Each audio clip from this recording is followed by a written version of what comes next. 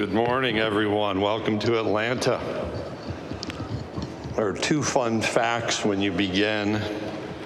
The first fun fact is, does the notebook fit with the microphones in the podium? So that one's not that interesting. The second fun fact I learned this morning is that Herb Vincent, our Associate Commissioner for Communications, is also the Beyonce concert coordinator for our staff.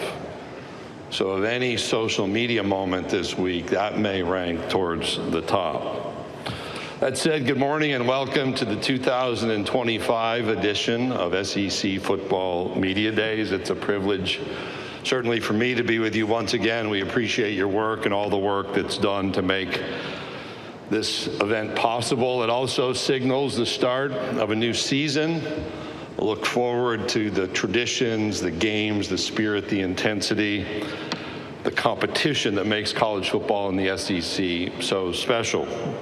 We're pleased to be back in Atlanta. A little bit of a history lesson. The first meeting of the SEC membership took place in Atlanta, February 27th, 1933. Apparently it was the beginning of a tradition of hosting conference meetings around men's basketball tournaments, because our men's basketball tournament was first played here also in 1933. Atlanta, as you know, has served as host to the SEC football championship game since 1994, and just up the road in Duluth, we've had a number of women's basketball tournaments played and SEC gymnastics champions determined. I'm also proud that we'll be back in Georgia later this year. After a 20-year hiatus, the SEC volleyball tournament returns. We will be in Savannah, Georgia, November 21st through the 25th at End Market Arena, again in Savannah, and we're looking forward to that event. But since we're here to talk about football, let me first express some appreciation for what's done around the game of college football in the city of Atlanta. First, we're pleased to be back here with a football field in front of us at the College Football Hall of Fame, and it's always fun to see goalposts when you're talking. The 2025 season will kick off a few blocks from here at Mercedes-Benz Stadium when on Saturday, August 30th, Tennessee plays Syracuse, and the next day, Sunday, August 31st, South Carolina plays Virginia Tech. Plenty going on that weekend, but noteworthy that we'll be back here to kick off the season with those football games. Our championship game is a December tradition here in Atlanta. We appreciate Arthur Blank, the Atlanta Falcons organization, and everyone around Mercedes-Benz Stadium that provides an incredible experience for our participants and for our fans. I want to thank the Atlanta Convention and Visitors Bureau. You don't understand how many mechanics there are to pull off something like this. Law enforcement, the city of Atlanta, everyone that makes things work smoothly. We're also pleased and really proud of our affiliation with Regions Bank. Regions serves as the title sponsor for the SEC kickoff, and you can see Regions embedded around us, and I'll have another note about how they contribute to support our student athletes through the year in different ways. Before I move on, I'll just make a note that we are adding to our sponsor program, Wayne Sanderson Farms. We have several members of the Wayne Sanderson Farms leadership team here with us this morning, and I thank them for their support. Wayne Sanderson Farms has over 26,000 employees and over 2,000 family farms spread across the southeastern footprint. While I was preparing my remarks for Media Days, I recall that last time we were here in Atlanta, one of my backstage conversations, and I've noted this, included the discussion of why powdered wigs went away and neckties remained, and that was with Mike Leach. I just want to make a note that we appreciate an adjustment made by the National Football Foundation to change the qualifying criteria for head coaches that makes Mike and others eligible for election into this College Football Hall of Fame.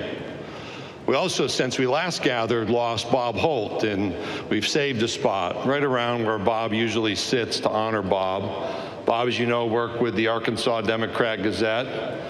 He was pretty quick with a question here and always asked a question with a smile. That did not mean that you might like the question he was asking with a smile, but he had a special way about him, and we miss Bob and respect and honor his memory. Last month, we had a loss in the Southeastern Conference family.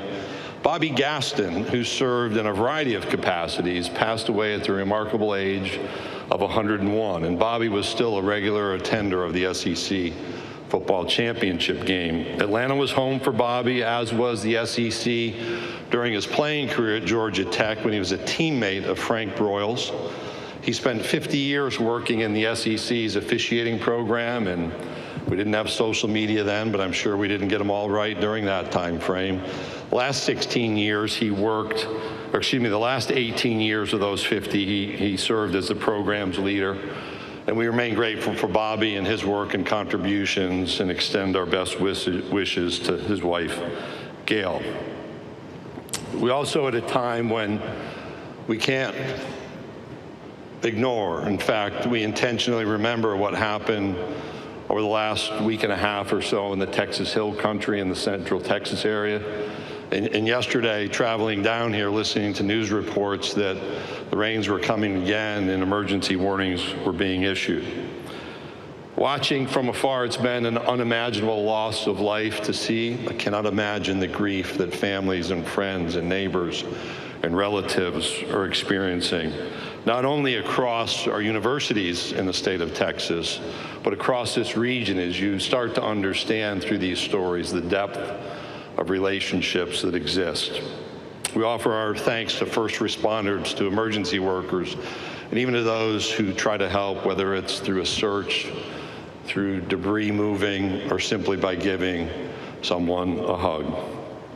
We also know that closer to this location last fall, and I saw it as I drove last spring from Knoxville to Greenville to be a part of our SEC women's basketball tournament, the devastation left by Hurricane Helene and the impact on real lives. In fact, we were in Asheville, North Carolina for the Collegiate Commissioners Association meeting, where that organization made a donation to a food bank.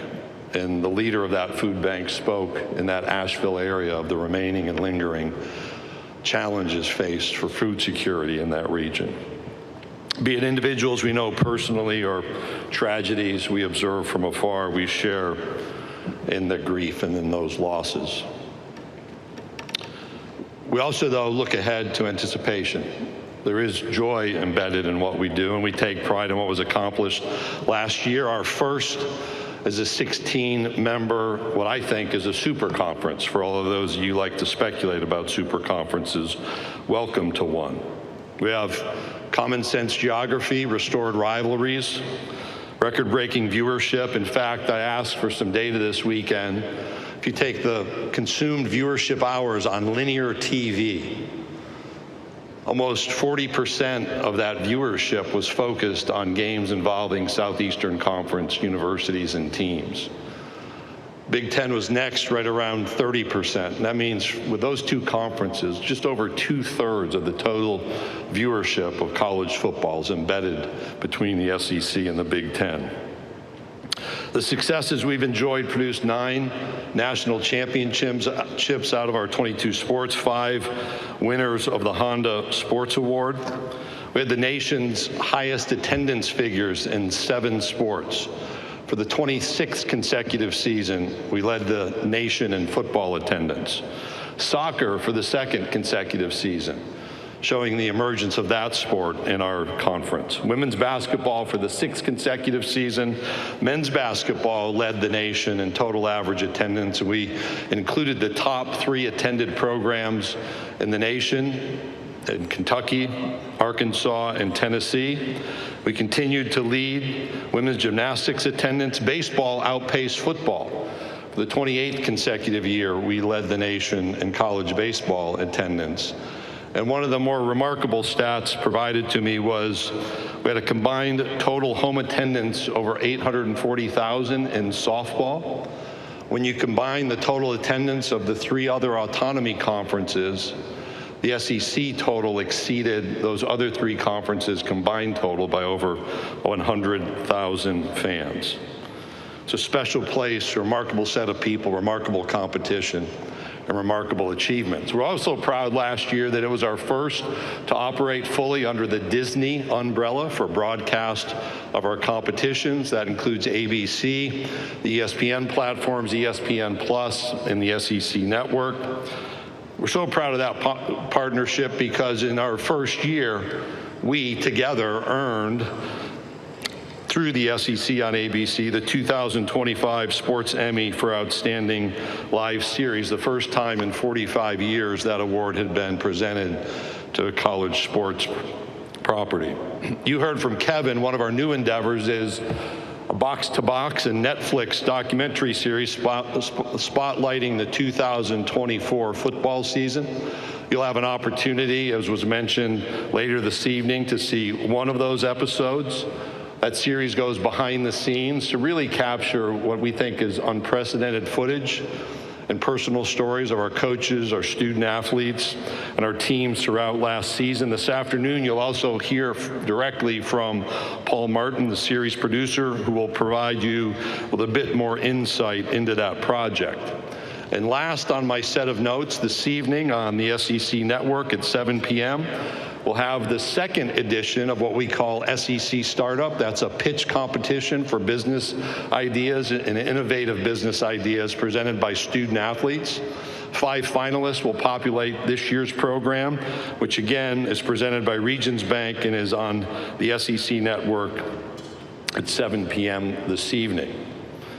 Now, of any room that I occupy, I don't have to educate you that there is a lot going on in and around college sports. In fact, I usually begin writing out at least an outline of my remarks in early June.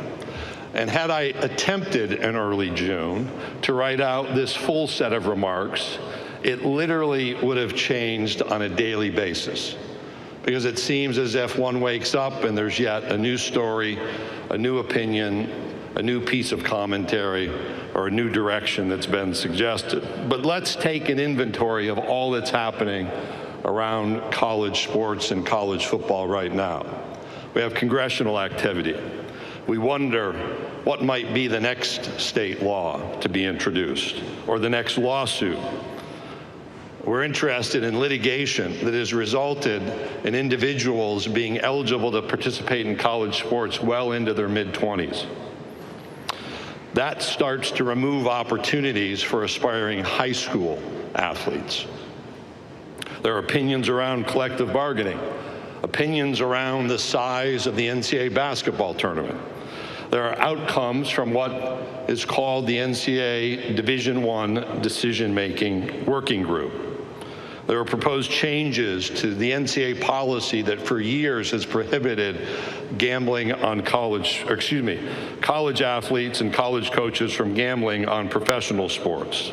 There are considerations and commentary related to the future of the NCAA. I've already mentioned the college football playoff as it relates to our work. Should it be at 12 or 14 or 16? Or if you wait long enough, somebody will introduce another number for consideration. The issues around the college football playoff selection committee protocol and process were noted by me at press conferences in Destin. What's the future of the SEC football schedule? Is it going to be 8 or 9 games? What do we do about our future bowl relationships? How do we implement terms of the House settlement, and what's the impact of that settlement upon non-revenue sports, on participation opportunities across all of Division I, and the sponsorship decisions around sports offered on each campus? I think the most frequent question I'm asked one-on-one, including in airports as late as yesterday, is what are you going to do about the transfer portal? There's continuing evaluation by many about the role of outside financing in college sports, often referred to quickly as private equity. There's a bit of sudden expertism, as I call it, around us, where somebody is certain to have the next great idea.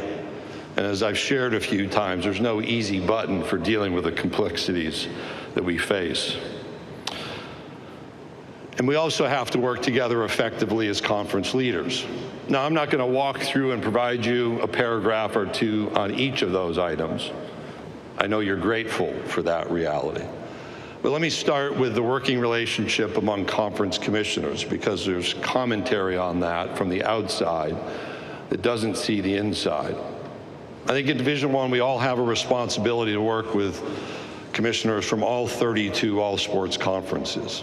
There's going to be disagreements. There's vast differences in competitive and economic realities and attendance realities around those programs. But we do spend a great deal of time in dialogue. We have a second segment of commissioners, those in the bowl subdivision that populate the College Football Playoff Management Committee. You'll hear me in a moment talk about our June meetings that I thought were healthy discussions. Whether we make a decision that's predicted to be made or not is really inconsequential from a relational standpoint. What's important is working through the hard issues together. And then you have the four labeled autonomy conferences, some of you would call Power Four. That group receives the greatest level of attention. One of the encouragements for my presidents during our time in Destin is that we should gather the four commissioners and two presidents from each of those four conferences to talk about our future, as we may have a different role in the NCAA. We face different issues at the state or federal level.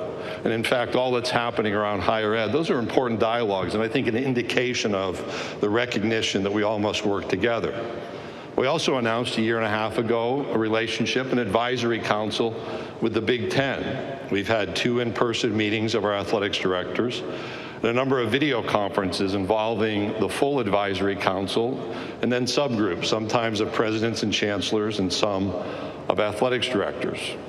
We had to slow down a little bit because we've had some key personnel changes among members of that advisory council, but I can assure you we will be back in conversation as we move forward.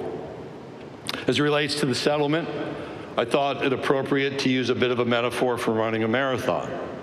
So I have run and finished 41 marathons in my lifetime. It's been a while, but I do remember the importance of getting off to the right kind of start.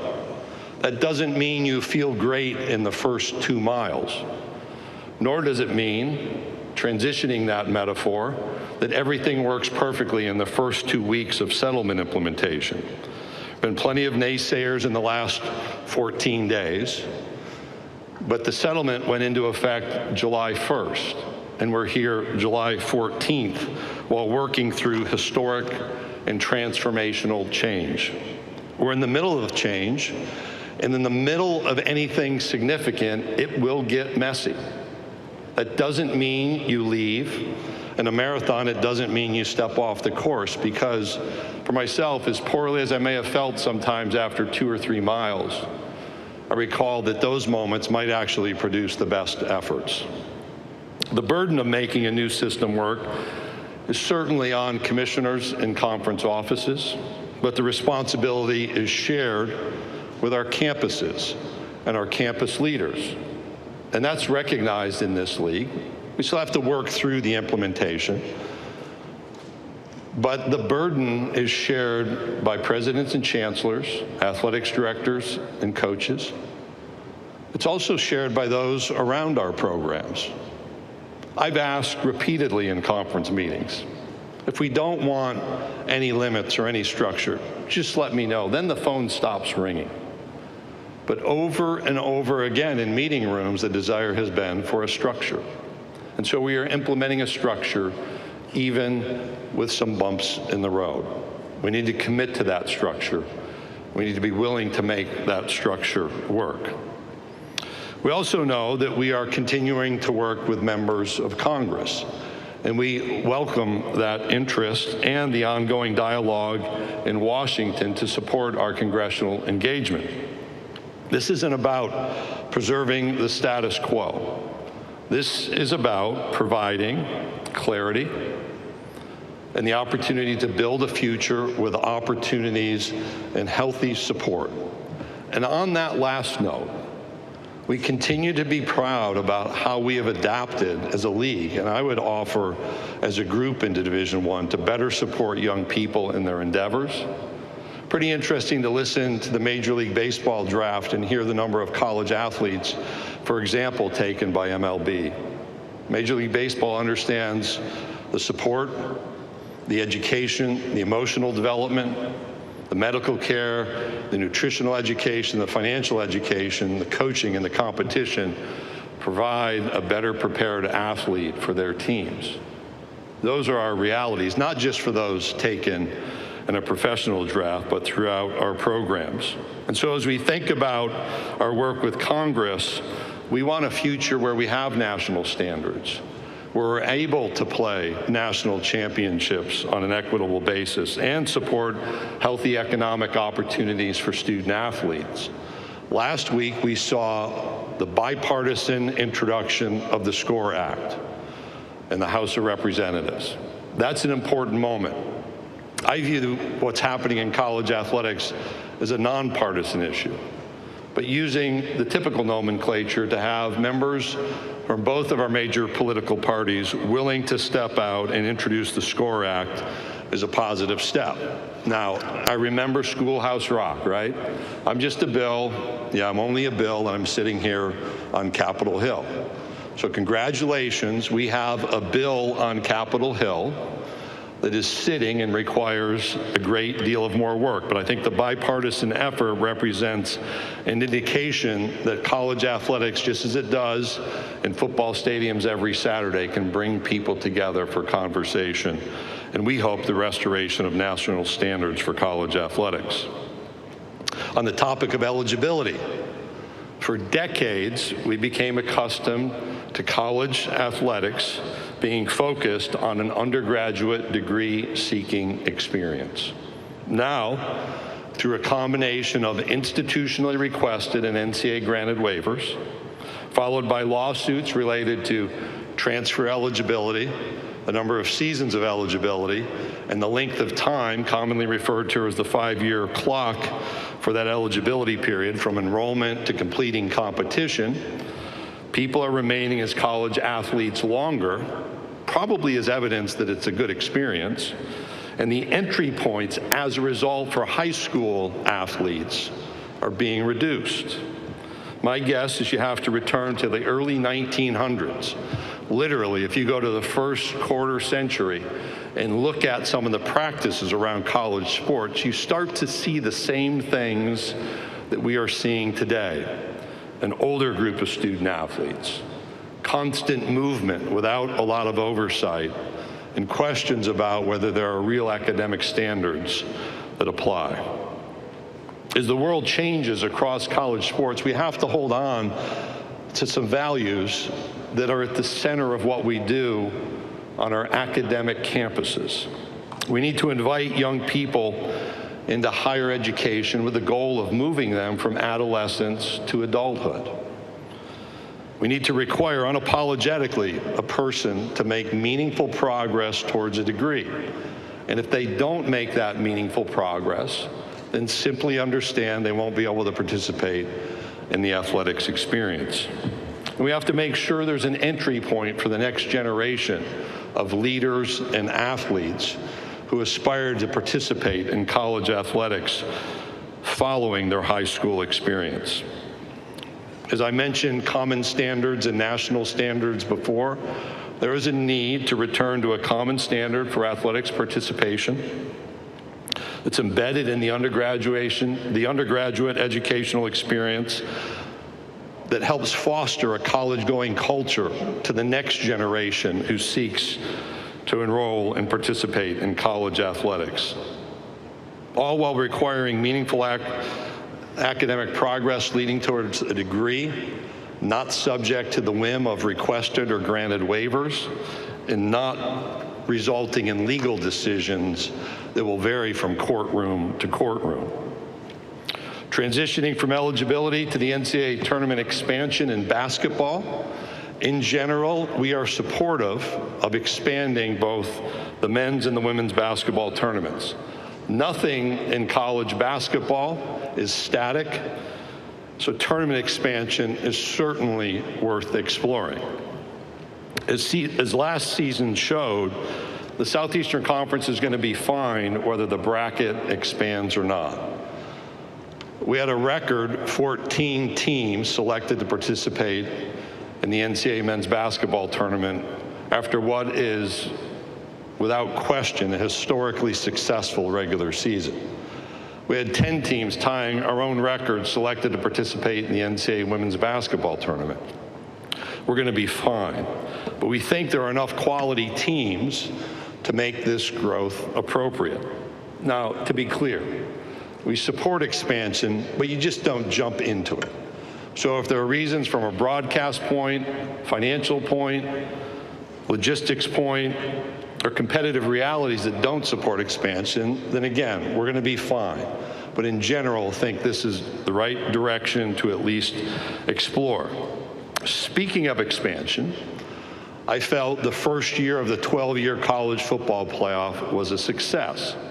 That doesn't mean everything was perfect, and there are certainly opportunities to improve, but what happened through the 12-team college football playoff is we brought teams into the conversation at a time when they would have been talking about their bowl game.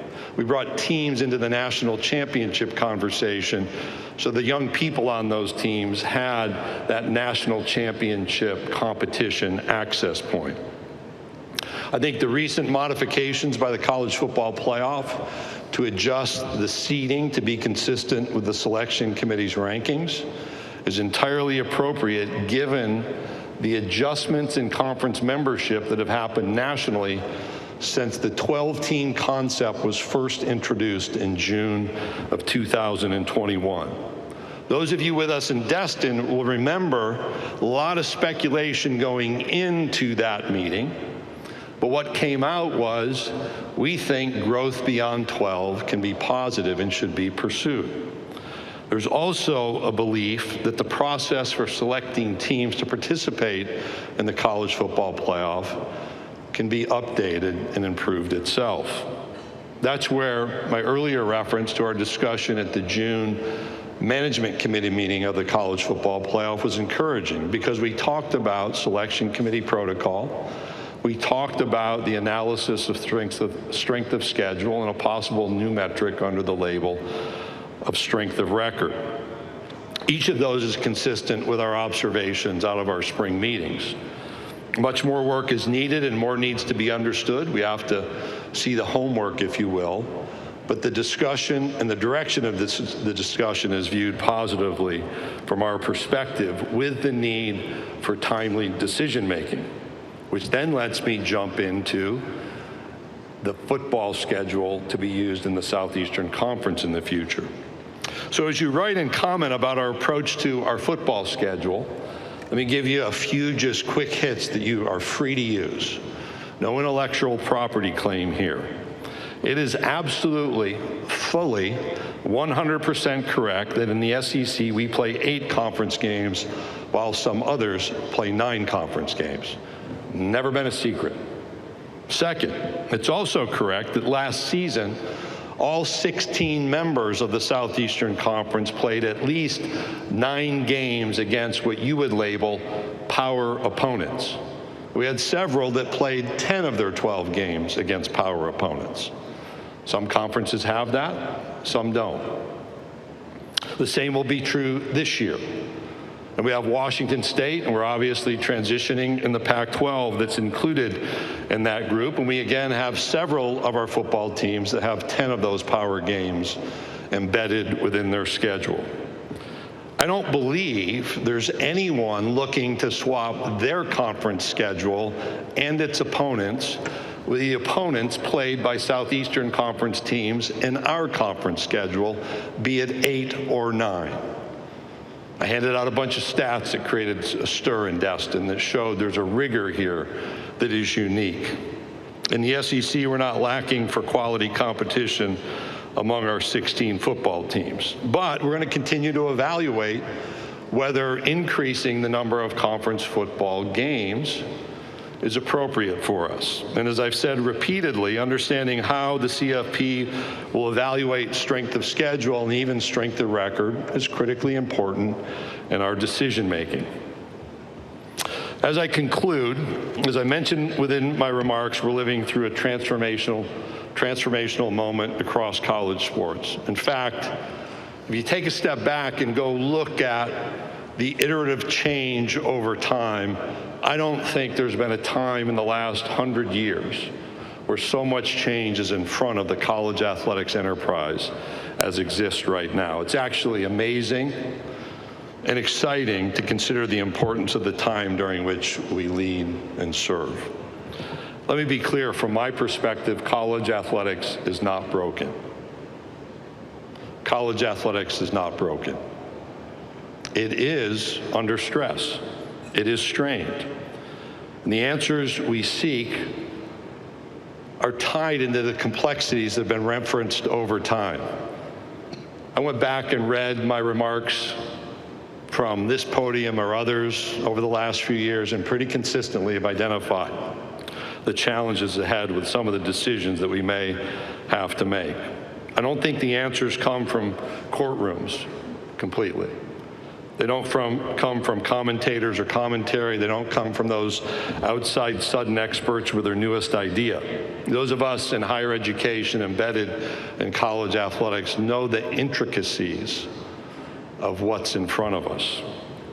And we all have to continue to adapt, and have adapted, as we seek to provide life-impacting opportunities and lifelong memories for young people across our nation. As we watch the college football landscape change around the Southeastern Conference, we remain both proud of what we've achieved and excited about our future. That future is not something we wait for, it is something we seek to shape. And we look forward to the year ahead with new opportunities, with new challenges, with certainly a set of new frustrations, with new faces, new results, and new hope. Before we engage in our usual tradition of questions and me deciding whether I provide answers, I'd like us to take just a moment and reflect back. We have a place here for Bob Holt. Bob would usually be the first question asker in the room. He lost a little bit of quickness over time, but also those I mentioned a moment ago, and those in some of the bigger tragedies around our country.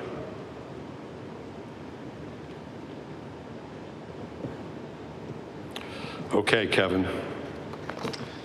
Thank you, Commissioner. If you do have a question, please raise your hand. We have Emma, Annie, and Nathan. We'll get a microphone to you. If you please stand if you're able, give your name and affiliation, and we have time for a few questions. So, Commissioner, we'll start over here on our left on the aisle.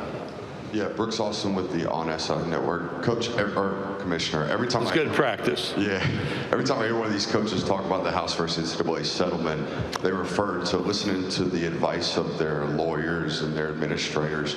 I'm curious if you guys have any meetings as a league to help your teams kind of see this course, or to continue your metaphor on this marathon. Yeah, we have water breaks, if you will, along the marathon course, if those are meetings.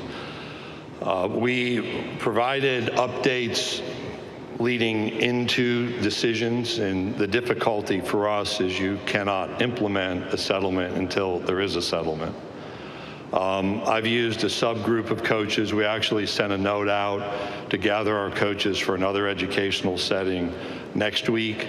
We had video conferences with athletics directors, presidents, and chancellors last week. When I was here for the college football playoff national championship game in Atlanta, I was kind of lonely because I didn't have a team, but spent well over an hour on a video conference with our women's basketball coaches. We've done the same with our men's basketball coaches, and we use our meeting cycle regularly.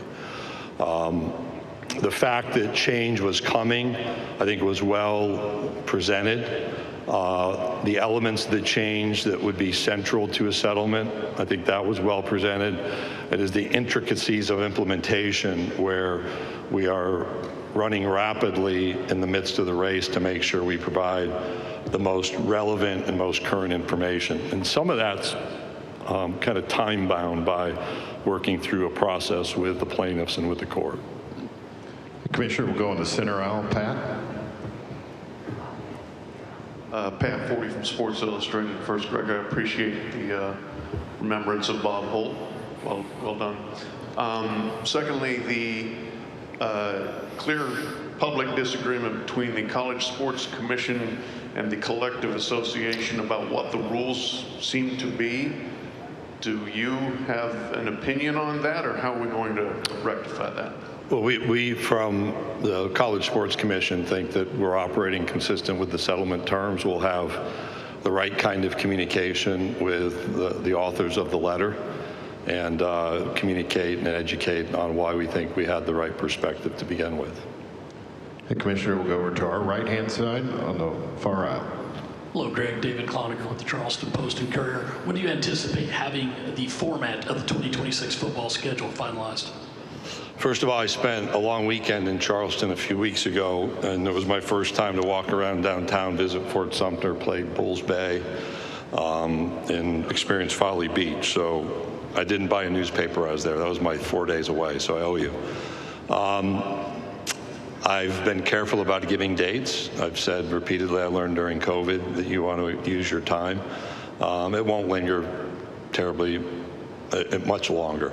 We have to make decisions about the 26 season and adjust if we're going to go to 9 games and there have to be games removed or rescheduled.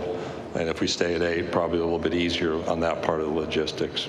Once we make a decision in the conference office, we're pretty ready to go. If you go back to when we made our last decision, we were in Destin. I think 2 weeks later, had opponents out. And shortly thereafter, we were prepared with dates and sites, sort of thing. Okay, we'll go back here in the center section.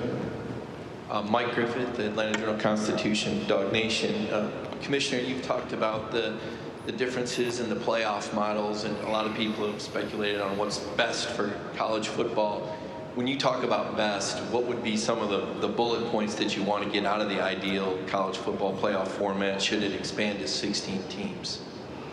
Well, you're binding me to a 16-team playoff, but I'm going to, Mike, walk you back. So I'm on record of participating in a decision process that 12 was the right direction.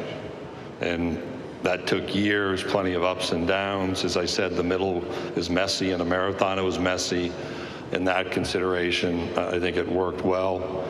I think some of the changes happening around us that may create some competitive balance raise the question of expanding. I've always been a fan of there are no allocations. Like, take the top 8 back in 2019 when people were talking about expanding. Take the top 12. I was an advocate for that. In fact, went back through with colleagues this spring. I could take the top 14, top 16. We have agreed, and I think last week there was some misunderstanding communicated about a memorandum of understanding. So in that memorandum of understanding, the top 5 conference champions have a role. So that's, unless you're going to go tear up the MOU, which maybe some other people want to do because of their concerns about the decision-making authority, that very clearly in that memorandum of understanding is granted to the combination of the SEC and Big Ten. Ultimately, we have to use that authority with great wisdom and discretion. But unless people want to tear it up, we're going to have 5+7, 5+9, 5+11. As I understand, doubling down, so that was one of the phrases last week. That's part of a gambling experience, as I understand. And you always want to have a really good set of cards. You want to have a good hand to play, right? And I think we have the best hand to play. So we're going to operate consistent with the MOU. There's an allocation of those 5 spots. And I guess we'll continue to debate whether expansion beyond 12 is appropriate for the college football playoff. Okay, we have time for a few more. We'll start in front of me, Commissioner. Tom. Hey, Greg. Tom Murphy, Arkansas Democrat Gazette, and I also appreciate the tribute to Bob. When the format for 2026 is set, do you anticipate, could it possibly be another 2-year fix, or would you like it to be longer term? And does either side have momentum right now? I generally like to get out of the football scheduling decision questions, right? So that suggests a longer term would be better. One of our learning experiences from our expansion to 14, and we had 2 years and then 12 years. And our discussion now is perhaps look-ins every so often would be wise. So while you might want to answer it once and for all, I do think there's an expectation that we'll at least have look-in opportunities should the schedule change. Okay, we'll go over here to our right. Kirk. Kirk Bowles from the Houston Chronicle. Greg, given the long history of revenue sharing, now that we're like 2 weeks in, what's been the early reports from your members as far as any concerns, complaints, or consensus? There's consensus about concerns and complaints. How's that? Yeah, it's anything new is going to create questions. It's not constant and overwhelming from all 16, but it's a continuing process. And I think the freak out factor is a little bit high, if you will. In other words, somebody writes something and people freak out. That doesn't mean it's accurate. All the cautions about, hey, you know, the Twitterverse isn't maybe the best resource all the time for information, or Xverse as it's known. There's a great deal of trust that we've built with our members, and so we can walk through questions where we don't have answers. We'll go seek those. Keep in mind that we're still in the process of implementing policies, and that's defined in the settlement with the plaintiffs and potentially the court oversight. So there's a process to be involved. I do think it's a reminder of the importance of continuing communication. And as I indicated in another answer, we'll keep adding points of communication as we go through this change. It's one of those, again, COVID lessons that you have to change your operating rhythm. So maybe rather than quarterly meetings, you're in monthly meetings. Rather than monthly meetings, you're in biweekly meetings to either give an option for questions or conversation or provide information. Okay, we'll go right over here on the second row, St. Marion. Second row. Morning, Commissioner. George Somerville, Touchdown in the United Kingdom.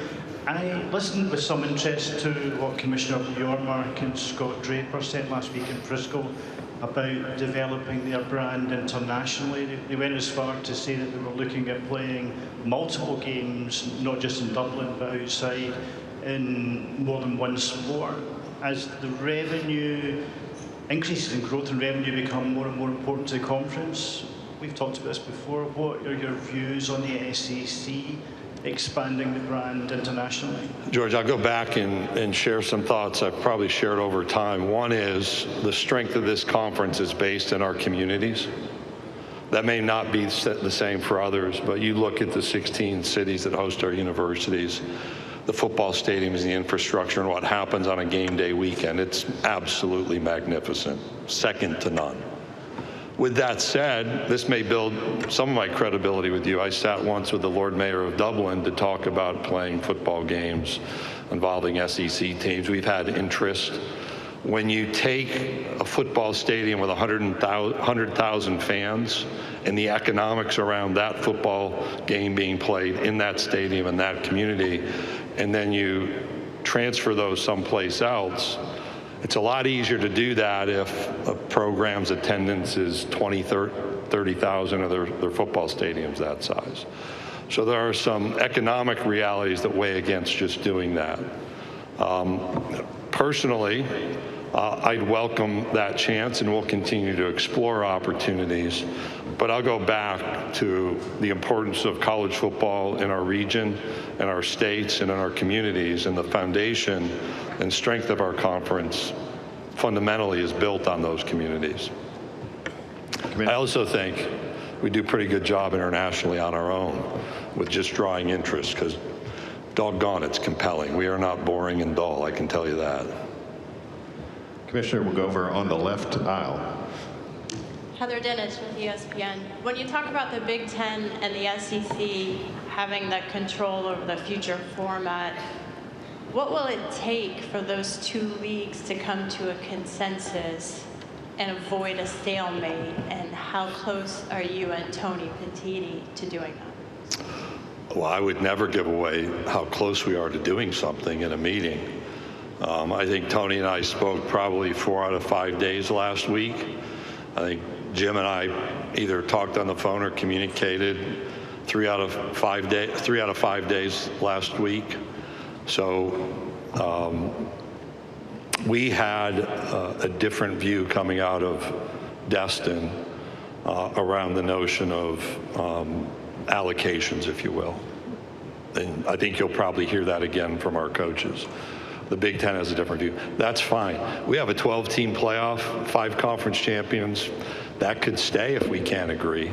I think there's this notion that there has to be some magic moment and something has to happen with expansion and it has to be forced. No, I think we want to use, when you're given authority, you want to be responsible in using that authority. And I think both of us are prepared to do so. And the upfront responsibility, and this may be where some of the confusion lies, is we have the ability to present a format or format ideas, gather information, see if we can all agree within that room. We don't need unanimity. And ultimately, if not, there's a level of authority granted to the Big Ten and SEC together. But there's a lot to that. It's not you just show up and pound your fist and something happens. I hope that type of narrative can be reduced.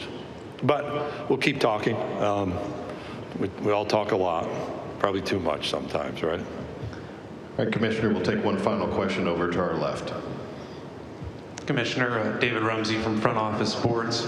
You mentioned private equity in your opening remarks, and we know you came out against several PE-backed Super League proposals last year. Moving forward, is the SEC open to exploring any PE money or other capital injections coming into the conference? I think there are 2 things in there. So my comments about other ideas, and they're embedded subtly, is what I've not seen is the in-depth analysis of these other ideas that's provided to our everyday operation. That's one of those disappointing realities for me. So we have to do that internally. Like how much money flows out of the college system into the financial backers? What are the ifs that are needed? If this can be achieved, and if that can be achieved, and if that can be achieved, then they might be able to achieve what they're talking about. Some of these proposals, you always see the most positive outcome. And when you ask, well, like, what's the downside of it? What if you don't hit all of those if marks, all of those mile markers? What then happens? And there's not a lot of answers provided. What we're dealing with is not like a law school class hypothesis or a finance project for somebody's MBA. This is real life. And we're seeing that happen over the last 2 weeks. So that's my observation, and just clarity on the first one. I've had those meetings. I've had outreach on a continuing basis. They bubble up from time to time. The question, what problem are you trying to solve, and what's the substance of the solution? What's the downside? What if you don't achieve all of those mile markers? For us, I had a conversation with someone in our membership about outside financing ideas as late as last week. We have been probably 2.5, 3 years into visits with banks, with private equity, with venture capital. I mean, you could go down the range. Private capital, that's another phrase that's been used.